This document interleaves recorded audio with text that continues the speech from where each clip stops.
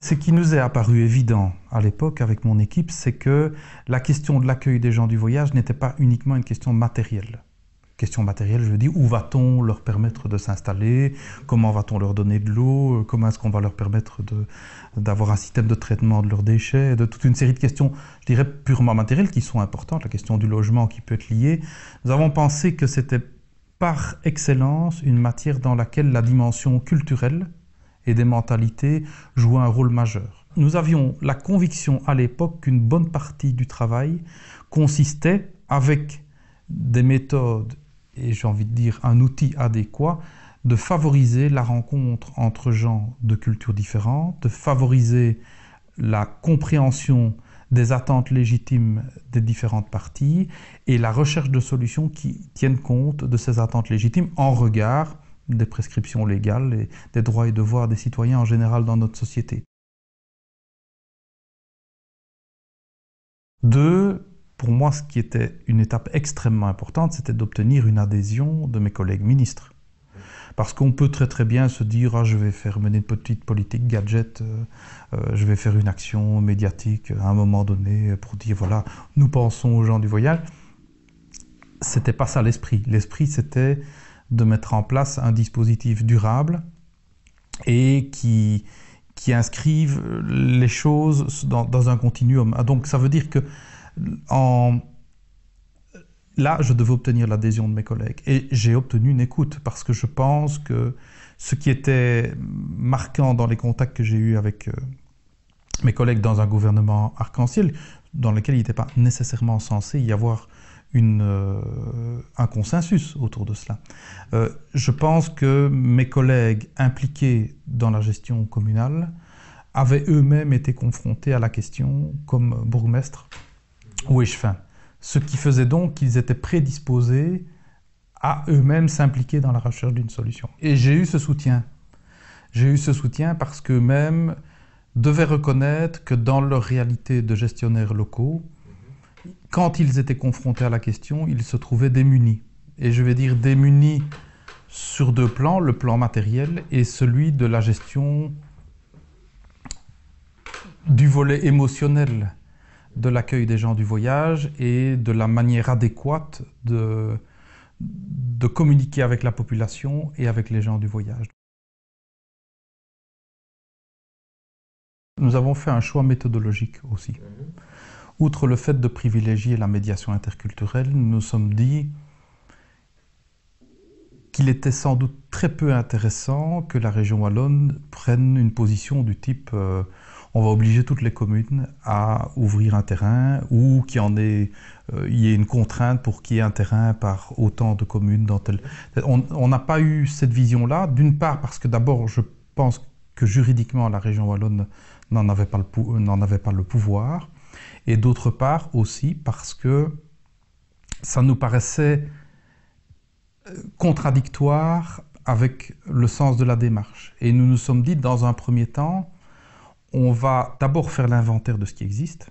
Je pense que ça, c'était un choix important en politique, c'est de se dire que quand on a une intuition, partir avec l'idée comme quoi on va apprendre aux gens à respirer, c'est un peu déplacé. Donc, il y a d'abord la première chose, c'est l'inventaire. Et c'est reconnaître les pratiques existantes, identifier ce qui marche, le reconnaître, le valoriser et créer les conditions pour que ces bonnes pratiques puissent éventuellement être étendues à d'autres communes qui, se posant la question, se disent « Tiens, là, on a mis ça en place, on le ferait sans doute nous aussi. » Donc on s'est dit méthodologiquement, d'abord reconnaissons le travail et, je vais le dire, l'audace de ceux qui se sont déjà impliqués et essayons de définir sur base de ça, avec le Centre de médiation des gens du voyage, quelle est la méthodologie qui marche et reconnaître aussi une diversité de pratiques. Et voilà une démarche qui nous paraissait intéressante.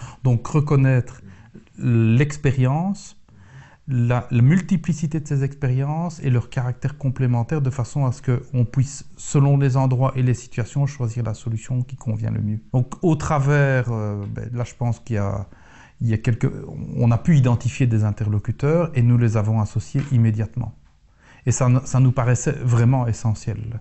On ne mène pas une politique dans le dos des gens. De toute façon, vous savez, si on le savait par l'expérience et tous les échos qu'on avait, si on choisit un terrain et qu'on l'aménage sans que les personnes se le soient approprié au départ, on diminue les chances de réussite de l'expérience. Et deux, je dirais que le principe même de la médiation interculturelle, c'est d'avoir des interlocuteurs. Et aussi, ça me paraissait d'autant plus essentiel que vu le caractère un peu, j'utilise des guillemets autour, insaisissable des gens du voyage. Qui sont-ils? D'où viennent-ils? Qui les représentent? Comment avoir un interlocuteur avec qui on puisse convenir de quelque chose? C'était encore plus important. On a cherché à ce que des personnes identifiées comme représentatives puissent être associées. Et ça c'est un choix politique. On peut mener une politique au nom des gens et à leur place, ça se fait, hein. Mais je pense que dans le choix méthodologique, il y avait la volonté de reconnaître les gens du voyage comme les premiers acteurs de la politique qui les concernait. Je dois reconnaître que les personnes les plus exposées politiquement par rapport à des réactions négatives de la population sont les élus locaux. Et donc, moi, je n'ai pas perçu de la part de l'opinion publique de réactions négatives parce que nous travaillons à une politique globale et précisément dans notre méthodologie, nous avions choisi de soutenir les autorités communales qui avaient des projets. J'ai toujours mesuré cette difficulté-là et c'est pour ça que, en quelque sorte, la politique que nous avons mise en place n'était pas de donner la leçon aux autorités locales, mais consciente des difficultés qu'elles pouvaient rencontrer tant au plan matériel qu'au niveau de la gestion des tensions, de les soutenir dans ce travail-là avec à la fois des budgets et l'outil que représentait et que représente toujours le Centre de médiation des gens du voyage. Pour moi, le Centre de médiation, c'est un lieu et des personnes qui se trouvent au centre d'un jeu de relations et qui vise à ce que chaque partie, les pouvoirs publics, les gens du voyage et la population aient la garantie d'être écoutés, respectés et un maximum de chances de voir ces revendications légitimes reconnues dans la recherche des solutions. Je trouve que globalement, ça a bien marché. Un élément essentiel a été de faire comprendre, mais c'est un principe même de la médiation, que le rôle du centre de médiation n'était pas de prendre parti pour la commune contre la population ou vice-versa, c'était d'être un outil pour les gestionnaires locaux. On va le prendre sous cet angle-là parce que c'était mon point de vue aussi de gestionnaire public. C'était conscient d'une difficulté qu'ils rencontraient, c'était leur mettre un atout dans les mains et leur dire en permanence, vous ne devez pas tout faire vous-même.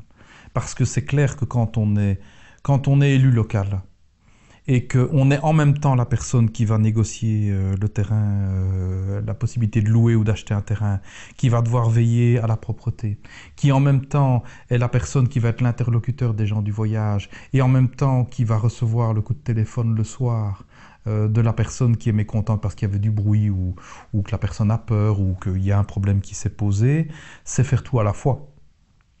Et je trouve qu'une des vertus de la médiation, de façon générale, c'est de permettre aux gens de souffler et d'avoir un minimum de recul par rapport à l'émotion. Et pour moi, ça, c'était vraiment essentiel. Et donc, dans l'ensemble des situations, je ne me souviens pas d'un moment où le centre de médiation a été pris en défaut. Et très vite, j'ai vu que les pouvoirs locaux avaient repéré l'atout que le centre de médiation pouvait représenter.